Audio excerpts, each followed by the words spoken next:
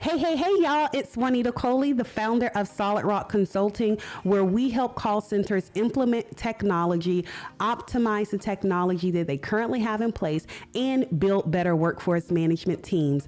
I want to welcome you to Call Center Chronicles.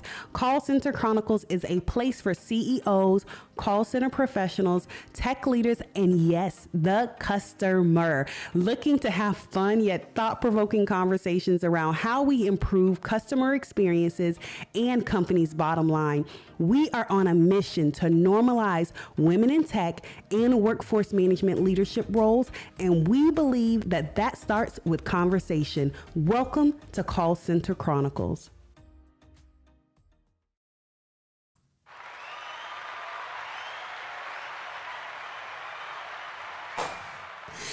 Hey guys, and welcome to Call Center Chronicles. Listen, I am super ecstatic about the show today. A topic that I've been wanting to talk about for a while, and I found the perfect person to talk about it. So I'm super excited about the show today. Listen, if you can hear me okay, I'm just gonna go ahead and get through my housekeeping, okay? If you can hear me okay, just type something in the chat. Let me know that you can hear me if you're watching it live. For those of you that are watching it live, thank you so much for tuning in with us today as we talk about customer experience as a service. Yeah, this is going to be a good topic. Okay? But if you're tuning in live, type in the chat. Let me know that you can hear me okay. We are streaming on LinkedIn, Facebook, as well as YouTube. Yes, on YouTube as well. So again, I just want to make sure that you guys can hear me okay and everything's coming through good.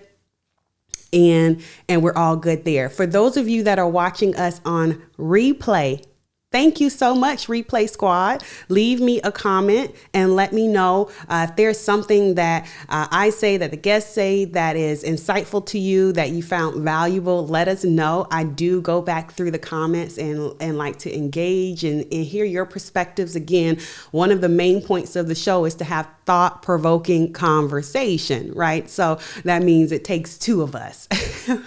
And so thank you so much for tuning in and watching on replay. Okay, I'm seeing some comments coming through. William, thank you so much. You can hear me okay. Cool. All right, awesome. So that's that. So that's housekeeping. Last week we had an awesome show. If you weren't here last week, make sure that you go back and tune into the show. Then we also had, just so many amazing things. I was on the CX panel for women in tech. That was for 5-9. That was absolutely amazing. So make sure that you go back and watch all of those replays. But I'm super excited to get into this week's show because I have a good feeling that it's going to go long. But we're going to try and stay to time. We're going to try to stay to time. Okay? But before we do that, let's go ahead and get right into tech topics. So I've been looking at some great tech topics, and I wanted to cover them with you guys. So I was reading an article about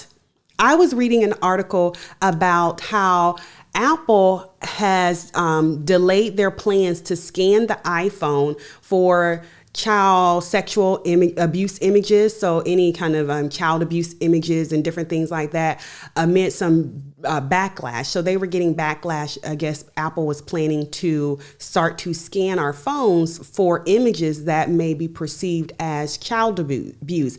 And they have halted those plans, which it kind of got me to thinking, if they could do that, what if phones were scanned and they offered customer service calls or some kind of customer interaction based on the chats that were happening? So say, for example, me and my mom are talking back and forth and I'm like, yeah, I'm having an issue with, or I got to go run to the bank or whatever the case may be. I got to make this deposit. And based on that chat conversation, the bank picked up on that information and said, hey, you can actually scan in you can use our mobile app to scan in your check. Like, that would be cool. So again, I'm thinking about the Apple, their whole thing. Again, they had plans. They were planning to start scanning the phones for child abuse images to be able to alert authorities and all of those good things, right? And they've halted those plans, but it got me to thinking about, again, you guys know that I think in terms of contact center. So it got me to thinking, I wonder if based on the apps we had on our phones, like, I bank with Chase and Regions and a couple banks, right? But based on the apps that I have on my phone, what if they could scan and see the conversations that's happening and offer assistance, whether it's a phone call, it could be a chat, it could be an email, it could be whatever, and offer assistance, which would eliminate the need for me to actually take another action as a customer.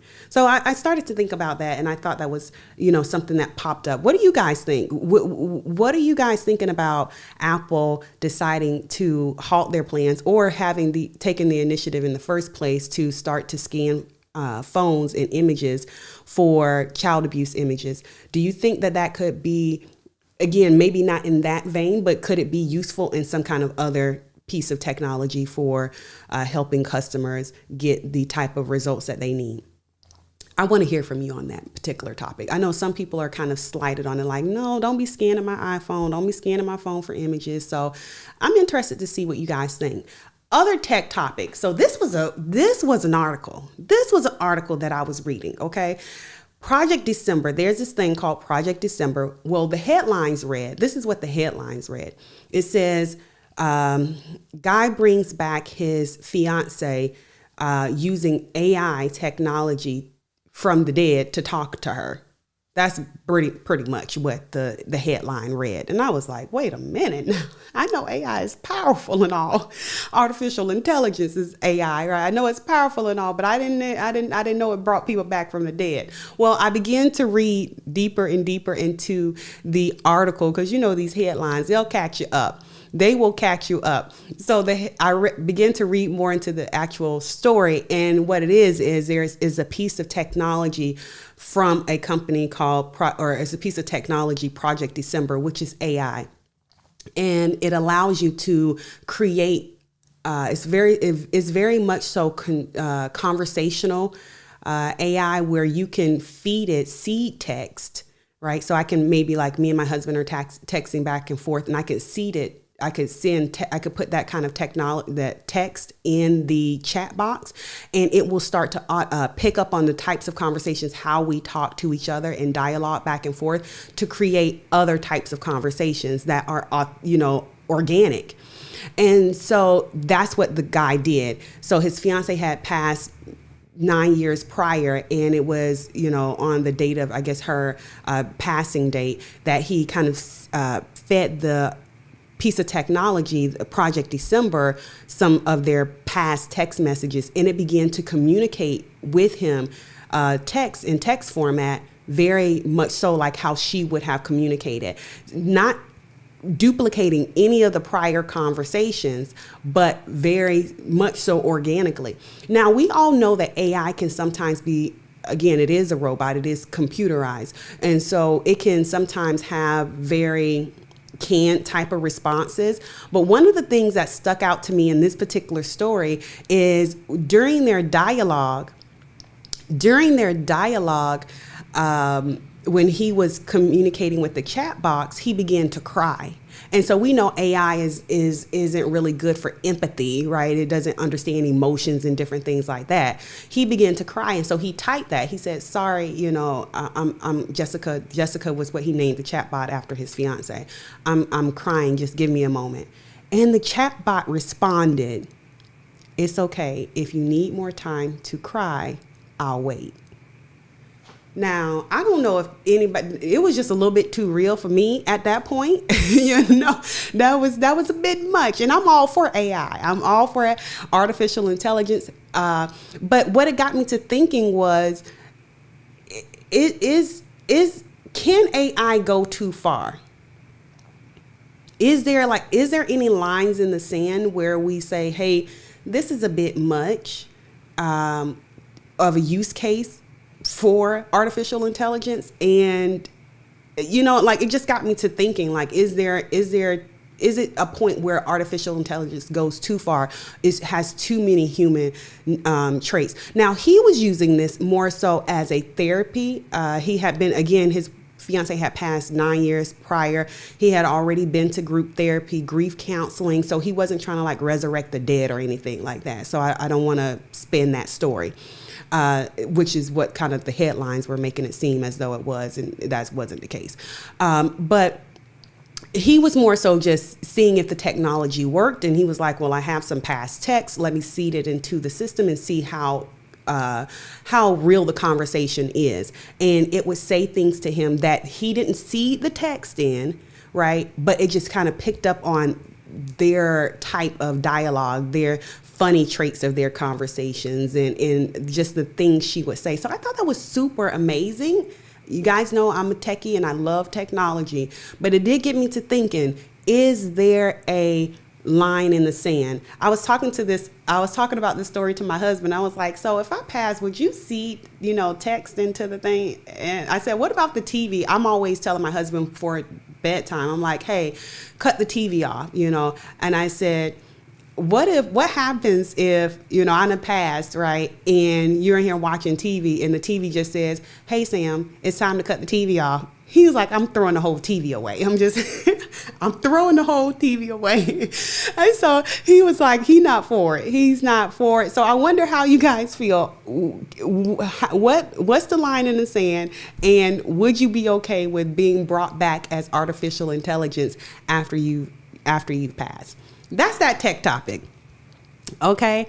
And then the other tech topic that I have that I wanted to discuss was AI hiring. So artificial hiring. So we've been using AI hiring since we've moved from paper applications to e-applications online. But one article that I was reading was how AI hiring is actually helping to decrease the qualified candidates that we are getting in companies. And we know amid the pandemic, there's been a lot of talk around, hey, I can't hire. William's like, no, just let me go. I know, I hear you, William. And so people are saying, hey, we can't hire good candidates because, they're not there. Well, one article that I was reading from, I believe it was University of Harvard, was saying how they were doing a study, Harvard and Accenture actually were doing a study on how it's not that people aren't there to hire, but the artificial intelligence application systems are weeding people out because it's hard to understand, for example, a technical career. If you spend a lot of time in the military and you're speaking in military talk, that may not translate on your resume. And so it's kicking the resume out automatically. And so companies are missing out on a lot of qualified candidates because of the artificial hiring process. Up to a tune of, I think it's at 10 million employees or candidates are getting tuned out or weeded out when they were actually qualified candidates. So that's something for us to think about as we think through the great, as we're calling it right now, the Great Recession, or not Great Recession, but the Great Resignation. Sorry, I'm gonna say recession. That's not what I mean. Great Resignation, okay?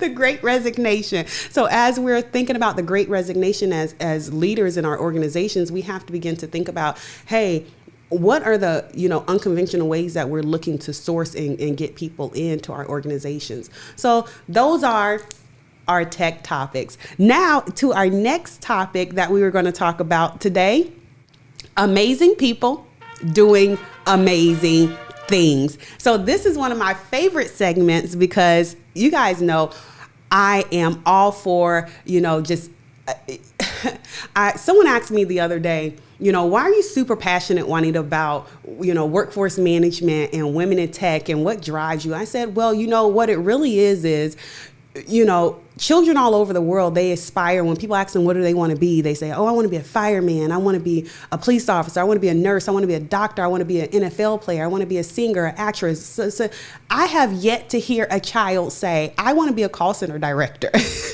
I want to be a workforce management. You know why? Because they don't know that it exists. Why? Because we're not talking about it.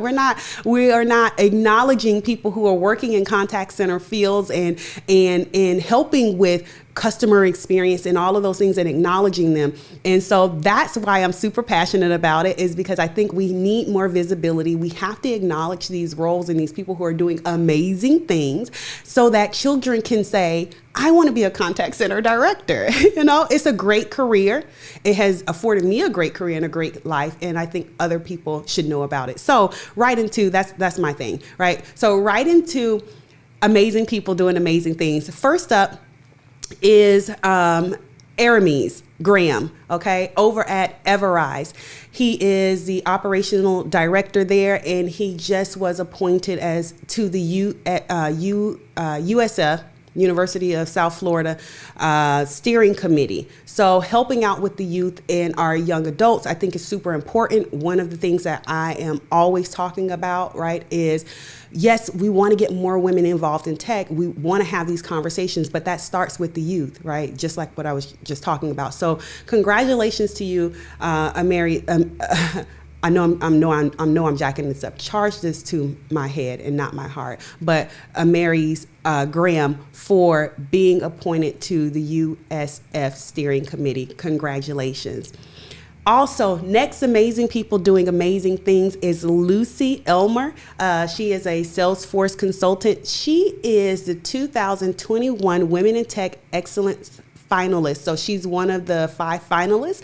So we're rooting for you, Lucy, and all women in tech I'm rooting for, because I think that it is important that we show up in these industries. I did a meme. I did another TikTok the other day. You guys have to go check it out. But anyway, Lucy, congratulations for being one of the finalists for the 2021 Women in Tech Excellence Award. And then our last Amazing People Doing Amazing Thing award goes to Elena Mirandola for being one of the Inspiring 50 for the Italy Women in Tech Award. So congratulations to all our amazing people doing amazing things. Continue to keep doing amazing things. Amazing. All right. So now those are our tech topics. Those are our amazing people doing amazing things. I'm super excited about today's show. Super excited about today's show because, as you can see from the title, it is titled Customer Experience as a Service. Okay. Customer experience as a service. We're in this as a service era. And so everything is as a service. So it got me to thinking, can customer experience be as a service? So let's talk about it. Today we have our guest, okay, none other than Laurent. He is the CEO of Servion, a leading contact center and digital customer experience solution provider. Okay, he has a proven track record, right? He has been all over. When I say he was the chief technology officer of Avaya, so he led there. He also has a book called it's titled 2020 CRM. So I think that I didn't know that before. So I'm definitely, you guys know I'm an avid reader, so I love to read. So I definitely will be going to get that and check that out. But yes, Laurent is amazing, and he has a proven track record. He also was a chief executive officer over at Genesis, a senior vice president at Actel Network Software Solutions and roles. And so he has managed global teams. So he I think can talk about this topic of customer experience as a service. I'm super honored, humbled to be having this conversation. Laurent, thank you so much for being on with us today. And if you do not know, it's going to be an amazing show.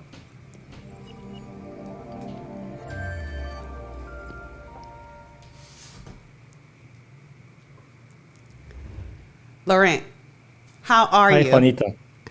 Good. Thank you. Thanks for having me.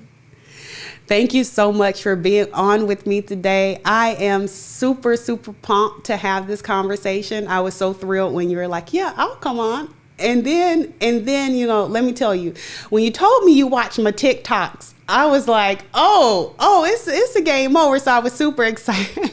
Yeah, I was super excited then. So thank you so much. The last one was, it's a ton of fun. Yeah, they are. They're so I get a kick out of creating the TikTok. So thank you so much though for being my guest on today. You already know that we're going to be talking about customer experience as a service. But before we really get into one second, I'm having a tech malfunction. Of course, I'm having one, right? So before we get into the topic though, we already know that, well, for those that don't know, I'll tell them, right? Servion helps companies really deliver on their CX, and CX is customer experience. And we say that, so for those of you that are tuning in on replay or maybe new again, because this show is for all audiences, right? So even agents or customers. So when we say CX, we're saying customer experience. So Servion helps companies deliver on their customer experience. Can you tell me why is this such a critical a thing that companies have to focus on right now? Why is this such a big initiative? Well, I will come to that maybe before, if I can take 1 minute to say how incredibly important is what you said before, in the tech topics and amazing people, and maybe if I can reflect on it, and I'll be short. But first of all, amazing people is it's because of it's the reason why everything happens. So it's incredibly important to recognize people, and we'll come back to that when we talk about contact centers and what's happening there. But there are a lot of amazing people which have enormous contributions, and sometimes we don't know about it, and we should expose that, and we should be more aware of it. So I think what you're doing there is fantastic. Then you touched two topics which are really at the heart of what's going on in contact centers and the customer experience industry today. So first of all, you said, what if we could, I chat with my mom and I say, yeah, I need to make a deposit. And next thing I know, my bank calls me and say, hey, do you want to make a deposit? So the whole thing is, what we often call, customer intimacy versus privacy. And that is a raging debate these days. You pointed to the Apple story about detecting child abuse on phones and stuff like that, which is, I mean, these are real questions, and we are increasingly going towards, if we follow that trend, towards something which is starting to look like Minority Report. And is that a good thing, a bad thing? I'm not going to go into politics, but I'm just going to say these are real questions that technology is enabling right now. So, point is, do you want the people you do business with to know everything about you? Do you want, when you buy something from somebody, do you want them to know everything about your personality, test, history, preferences, what have you? Or do you want to retain some privacy and accept that service might be maybe less optimal because they don't know you that well? I'm not saying there's right or wrong, but it's different things. And then obviously you have a legislative framework around that. You have CCPA in California, you have a GDPR, which is coming in many parts of the world. That's why now you see all the time, do you accept those cookies or not? So, know your customer, yes, but how deep can you go? And as a customer, how open do I want to be? And maybe maybe the trade-off is, I want better service, then I need to relinquish more data. Because people know me better, so they know better what I do. So do I want to do that or not? That's part of what the industry calls the customer journey. So that is a holy grail. You know everything about the customer. So arguably with AI, you can detect preferences, what makes sense at a given point in time, and then make the right offer, for example.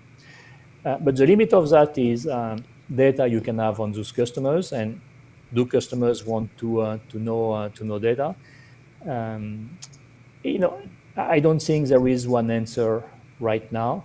I think we are going to find that as we go, and it has a lot of consequences, from a social and society point of view. I think it's a very, very big debate.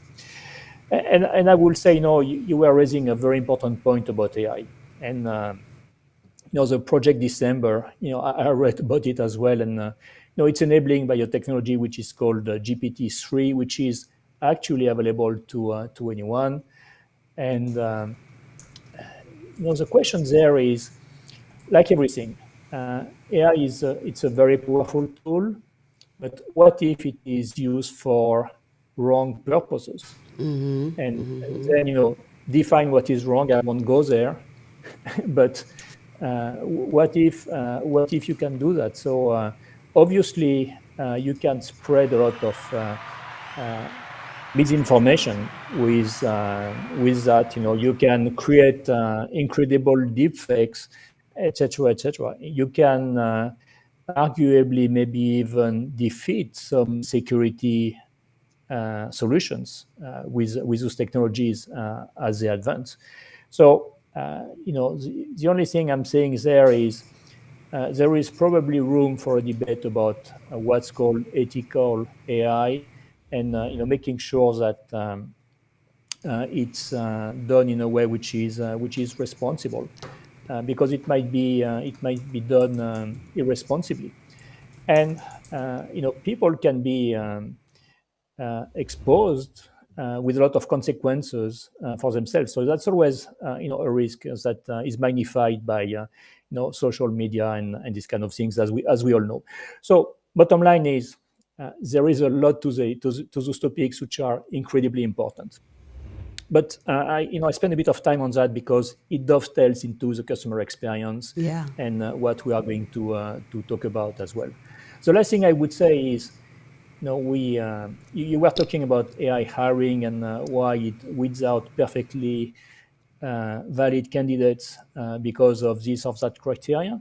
Well, it's simply because the AI applications reflect the bias of the developers who put them. So if you think that only certain people can do certain jobs, and you put narrow criteria, then the whole thing is going to happen. You got to stay right there, though, Laurent. Okay, we got to back up because you hit so many. You see all these gem drops. You said that the AI represents a certain bias of the developer. So if the developer is saying, "Hey, only a certain type of demographic or a certain type of person should do this, be able to do this job," then that's what I'm going to get back as qualified applicants. Yeah, It's crazy. absolutely. That's crazy. And that will, it will only amplify the phenomenon. So, doing,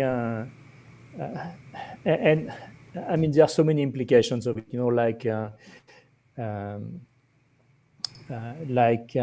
again, assigning skills or education to jobs, history, and all these kind of things. So it depends on what the model is that you're really talking about. Yeah. But how you build the model with which data set, it's really so important. That's so good. I mean, you hit on so many great topics, especially when you're talking about the intimacy versus the privacy. So, if we want better customer service as a consumer, then and we want more proactive, so I was on the 5.9 CX Summit last week, and there was a poll that was asked. I forget the actual segment of the show, but you can go, register and watch the content back on demand. There was a poll that happened where they were talking about customers, a percentage of the population wanted companies to proactively reach out to them. Like, that's what the metric is for good customer service. It was talking about what makes good customer service: not having to wait too long, when you get to a person and they actually know the answer that you called in about and not having to be transferred. So it was a myriad of answers, and out of one of those answers was proactively reaching out to me. So if I proactively reach out to you, that means that I have to know that there's a need to reach out to you, which means I have to have access to some kind of data set to know that there's a need.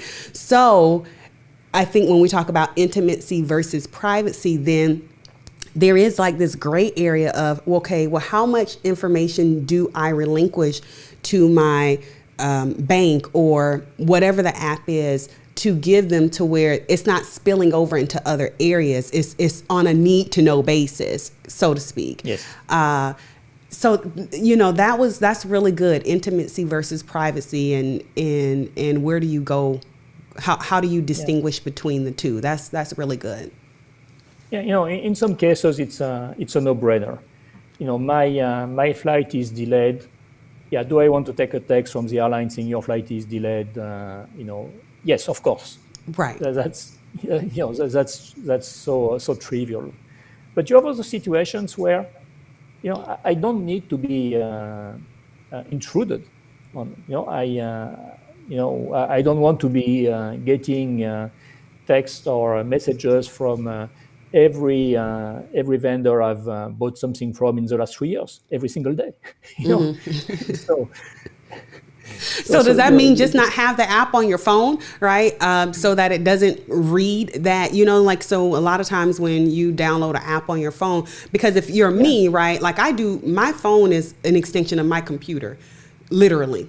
So I do so much work on my phone, and I'm wondering if I have those apps on my phone, then I'm giving the app permission to interact and engage with me and read the things that are on my phone, so that it knows to proactively reach out to me. And is that a measure of a good customer experience, or is that just intrusive? It's a balance. Yeah. It's a balance. At some point when you receive from the same company, several emails per day, and as soon as you buy something, you receive 2 or 3. That's marketing and retargeting. Surveys to fill in and all that. At some point, you say, that's too much, and you unsubscribe. Yeah. Yeah, definitely. So what are your thoughts on why that's so important now? Like, as we're ushered into customer experience, and this is such a big conversation that's being had, customer experience. Why is this such a critical thing that we start to tackle now, especially, or we've been tackling it. So I'm not going to act like this is something new. We've been tackling customer experience, but as new technology is layered on, like AI and machine learning and all of those different things, why is it critical that we start to look at customer experience and kind of take it a little bit more seriously? Well, I think a lot of companies understand that the relationship you have with your customers is your most precious asset. It is as simple as that. So if you agree with that statement, then the next question is, what do you do about it?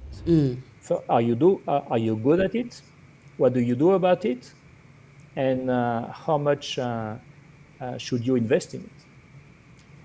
And it has a lot of consequences. When you start unpacking those questions, are you good at it? Do you treat your customers well? There are ways to measure that. There are ways to, net promoter score is one which is very often mentioned. We use it ourselves, but repeat business. If you have loyal customers, they keep buying from you. That's usually a good sign, whether it is B2B or B2C, etc. So are you good at it? What are the metrics telling you? Then what should you do about it? How do you want to continue differentiating? That is a very big question. By the way, whether you are online or brick and mortar, it is the same story. I was in a store, yesterday. I walked into the store and I was looking for something. I didn't know where it was, and so the salesperson in the store, or the clerk, was that person was on a phone call and not asking me, can I help you? Are you looking for something? Guess what? I went out of the store and didn't buy anything. Wow. And I thought to myself, okay, I'm probably not the only one. Right. Somebody comes into your store and you keep making your call on your cell phone. I mean, is that good customer service? Everybody would say probably not. Right. So it's not the exclusivity of the contact center or Mm. online. So I mean, what I'm saying is also empathy matters. Do you want to buy from someone who is doesn't even acknowledge your presence? That seems a bit rude to me. So if I have a choice, and that is a fundamental point. If I have a choice, then I can make changes. I can buy from people that are nice to me. And people are nice to me either when I want to buy something or when I want some customer service question resolved. Yeah. I love that you said that this is not exclusive to just the contact center, right? You were in Correct. a physical brick and mortar store and they didn't even acknowledge your presence. They just continued about their day to day and it resulted in you going somewhere else, basically Yeah. bottom line.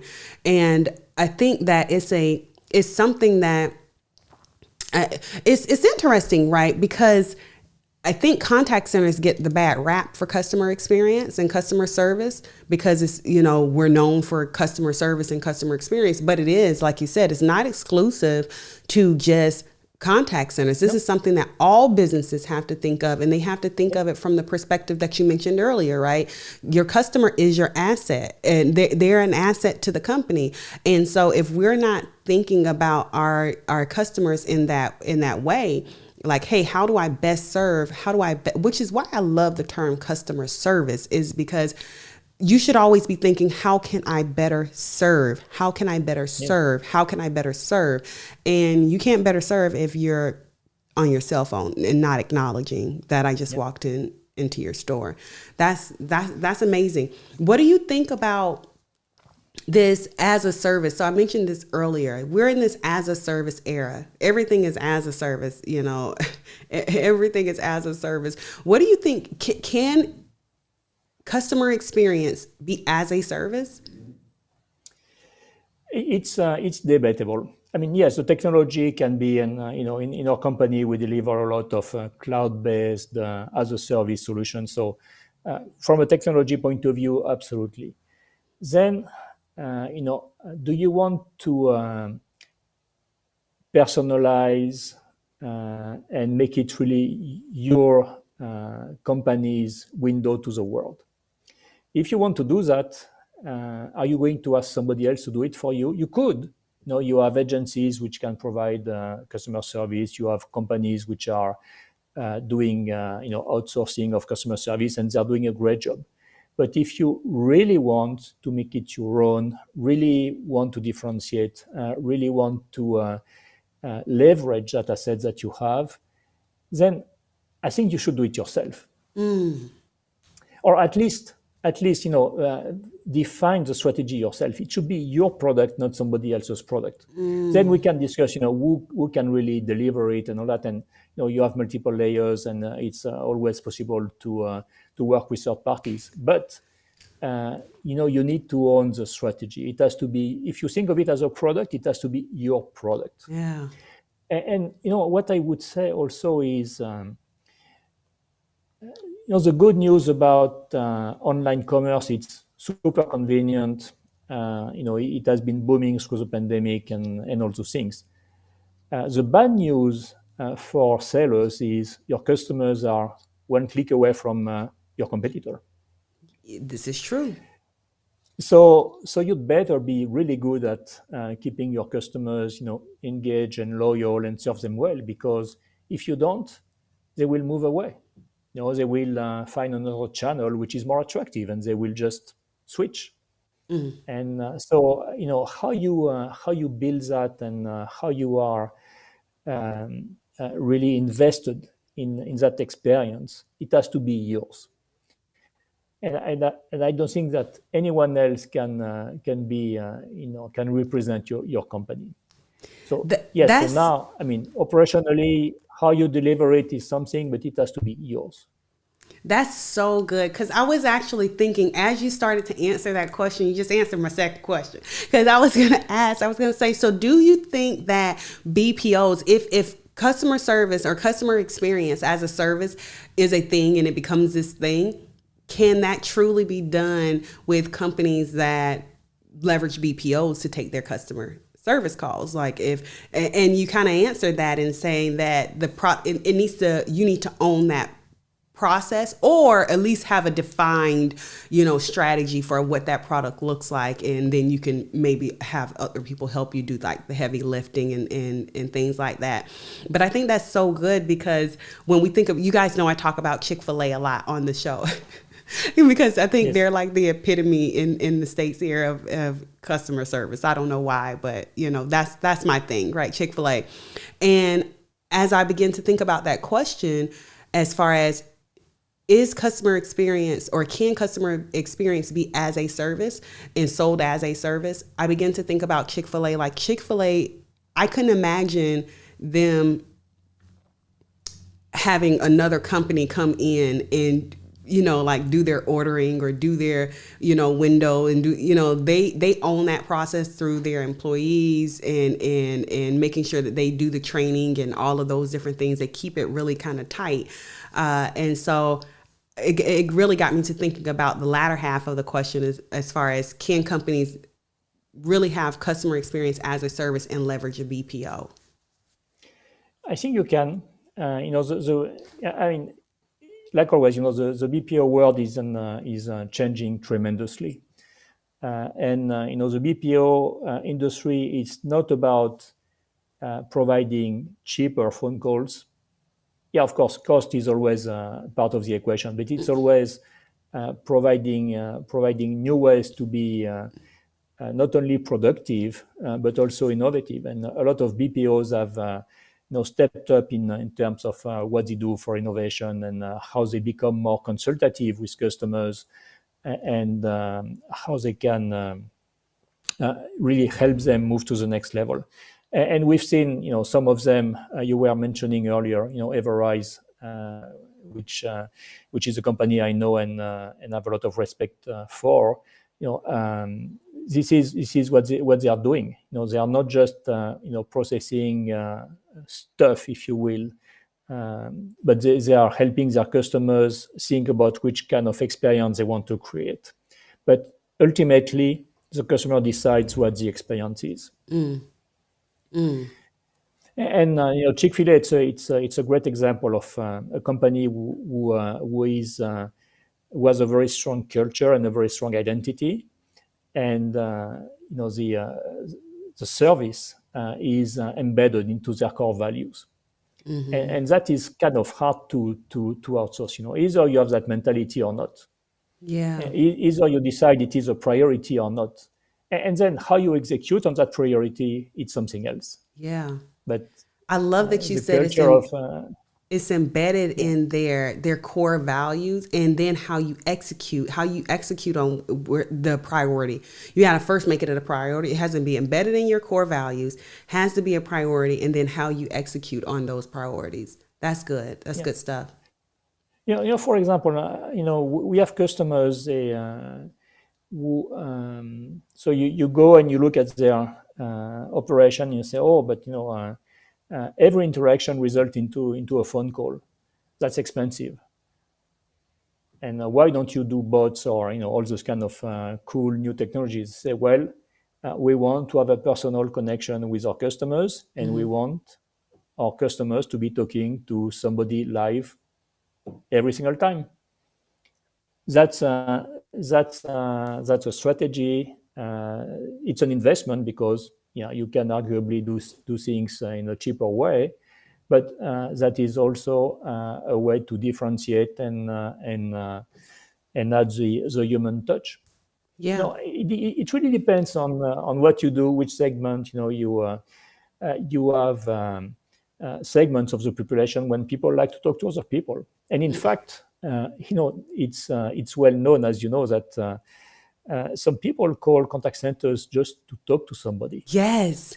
Yes, that is a thing. That is a thing. Oh, I'm so glad you said that, because that is a thing, especially like just certain communities. You know, you may have somebody who's a very much so extrovert, and they're in the midst of a pandemic and they don't have anybody Yeah. to talk to, whatever. They're calling the bank just to have somebody to talk to. Or I remember when I was a customer service agent, and the community that I remember a lot was either people who were, they're extroverted, or they were disabled, so they couldn't get out and different things like that. And Right. so I remember vividly having those types of conversations. Or the elderly community, that they were having, like maybe their children they were all gone and out of the home and different things like that. So I remember those communities very distinctly, having just long conversations with them, like, okay, what else because I will always ask, what else can I help you with it? Did I answer all your questions? Right. And there'd always be another question. I'm like, how is it possibly still another question? Right. And so I'm so glad you brought that up, because if your product or your service caters to an audience that may just like to have interaction and have human interactions and conversations, then can you really kind of go the automated route with conversational AI? Probably not. I mean, Not always. and everyone knows that I'm a big tech fan. Like, so I love AI. I love conversation, but I think it's times when it's applicable, when it's times when it's not. I think it's audiences that are okay with it, and it will be good for your audience. And I think it's times where you have to spend the money. It's just what it is.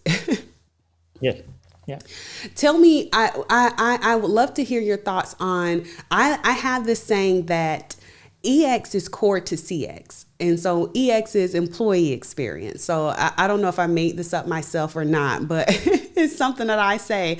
Employee experience is EX. So EX is core to CX. You cannot have, and I'm so adamant about this, I know people are like, she's just so extra, but I'm so adamant about, you cannot have a good customer experience program without having a good employee experience, because employees are never going to treat the customer better than they're being treated. If they're not being considered, then they're not considering. It goes back to what you were saying earlier about culture. It's not embedded in their culture and how they're being treated. So why would it be in the culture of how they're treating the customer? So my question is, do you think that, well, one, what do you think about that? So my thing is, EX is core to CX. What do you think about that? And do you think that it's possible to have great CX if EX is lacking? Yeah. First of all, knowing what I know about the industry, how it works, every time I call, a call center, I have in mind what it is for the person at the other end of the line. And, I know how difficult their job is, because it's a super difficult job. When you think of it, it's one of the most measured professions on the planet. So everything you do is tracked, measured. You want to take a break for whichever reason, you need to log in, log out, and your boss knows about it. You have, very little flexibility in most contact centers. So I have a lot of respect for that, and whenever I call a contact center, I have always in mind to be, courteous and polite and respectful of the person at the other end of the line, even if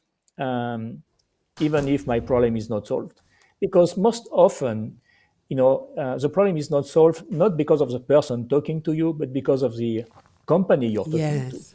and so for example, it's kind of, you have some contact centers where you always deal with bad stuff.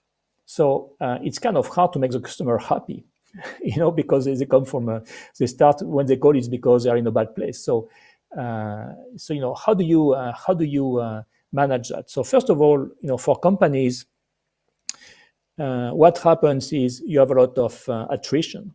in contact centers, 35%, 40% per year. It's not uncommon. And what that does, it's self-perpetuating because the customer service representatives don't have time to really train and understand how to answer, and so they are thrown into calls without enough preparation and training, and then the stress goes up and up and up, and they quit. And that is really a vicious circle that a lot of contact centers are in. And like you said, if you are under heavy stress, like many agents are, especially when they are in physical contact centers, which are tough environment. Let's face it. There is a lot of noise, there is a lot of activity. You are under constant watch from your supervisor, and it's never enough. And what if you don't meet your SLA by lunchtime? Your afternoon is going to suck, frankly, and all that. So, if you then you have a problem to solve with a customer, it's really super hard. Yeah. And so I'm not saying everything should be. The world of work is the world of work. There is no question. It's hard, but how can you make it better for customer service representatives or agents so that they can do the best job they can? It's very hard to help other people if you are yourself under heavy stress and not happy, and the only thing you're thinking about is when can I leave that job? Right. So I'm just exaggerating the point, but you see what I mean. And so yeah, definitely whatever you can do to make that experience better matters. So there are several ways to skin that cat. One is give them better tools. So at least when a customer calls, they know who the customer is. So back to to square one. They can relate better to the customer. They can understand better. They don't have to ask questions which the customer thinks should have been answered before, etc. They can get suggestions on what to do next if the system is intelligent enough to understand which options could make sense for the customer. So that's one thing. Then, from a quality of life point of view, especially in bigger centers, all the facilities that you can have with workforce management, with shift bidding, for example, that's great for agents. They can choose which shifts work better for them. That can be appreciable from a quality of life point of view. So it's a mix of helping them with customers and helping them from the organization of the contact center itself. And then continuing down that road is how do you reward agents? We all like to be recognized when we do something great. So how do you reward agents? How do you gamify contact centers? And if you do a good job, you get a perk, or you get a monetary reward, or you get recognition from your peers. Or there are many solutions around that. But again, it has to start from the point of view of I want to treat my customer service and agents well. And if you do that, then good things will happen. And even as a customer, you want to talk to people who are more empathic and are not relaying their stress to you. I love that. I love specifically, though, what I love so much is the better tools thing, because I think with better tools, like making sure that they actually have access to the information, making sure that they actually have access to better work-life balance, like things like shift bids and different things like that. I think that's going to be key to making sure that, back to your initial point about when employees are not under stress, but like they feel confident. They're in a good environment. They're in a good culture, and they're having a good experience at work. Then they are able to then offer a better experience to the end user or the customer. So I think all of those things are going to be key to making sure that if we're looking at CX, then we're also thinking about EX at primary. Yes. Like I don't think you can think about, when I think about it, I don't think that you can think about CX without really considering EX. Like that's just my own personal opinion on the matter. I don't think it's Not possible. anymore. Not Yeah. anymore. Yeah. And I will say that AI now has created as a new category of tools, for agent assistants, which are incredibly powerful and can make a big difference. Yes, that is a good point. The agent assist, with tools that are coming out now, Yes. that's even more reason why we should be considering things like, EX is like you not only can have the employee feeling confident, but then you can have like someone or a system that can pop up things to help them along the journey while they're doing whatever their tasks are. Yeah. Yes, exactly. That's amazing. Laurent, I can't believe that we're already at the bottom of the time. I have more questions for you, but I want to be respectful of your time. Tell us what's next for you, for Servion, and leave us with the nugget. Yeah, what next for me and Servion is to continue to help customers. We are really at an inflection point in the industry. A lot of things are moving to cloud. I wouldn't say everything, but a lot of things are moving to cloud. Now you have a new generation of technologies which make a lot of the things we talked about possible. We were talking about agent assist. I believe that is a big thing. So we are, actively working on that and helping our customers, be more successful and taking stock of the new reality. What does that mean when agents are at home, from both productivity, security, quality point of view, and all these kind of questions. And how do we think about the digital world, which is there more than ever? And in terms of word of wisdom, in everything we do, there is a simple one. If you fail to prepare, you prepare to fail. So let's make sure that you know where you want to go, and there is no shortcut to success. So you need to work every single day and make sure that you do what it takes. I love that nugget. If you prepare to fail, you prepare to fail. It's just what it Now, is. if you fail to prepare, you Prepare. prepare to fail. Yeah, if you fail to prepare, you prepare to fail. It's like almost like if you fail to plan, you plan to fail. You know. Exactly. So yeah, I absolutely love that. Thank you so much for hanging out with us today. Thank you Thank so you for much. hanging out with me today. Hang out in the green room for a moment. I'm gonna wrap the show and I'll be right around with you. Okay. Thank you. All right. OMG. What a amazing show. I mean, I have notes. Now y'all know I'm a note taker. I love a good recap, huh? So Laurent came on, we were talking about, AI and all of those different things from the tech topics. And so one of the key things that I love that he talked through was intimacy versus privacy. And as consumers, if we want more support, then we kind of almost have to be okay with giving away more data and giving away access to more things. And then I also loved how he talked through how some things are just common sense type of AI versus some things are going to be kind of intrusive. Like if I'm running late for a flight and I have the Delta app on my phone or American Airlines or whoever you fly, of course I want, the flight to say, or if the flight is delayed, hey, your flight is delayed. Do you want to be rebooked?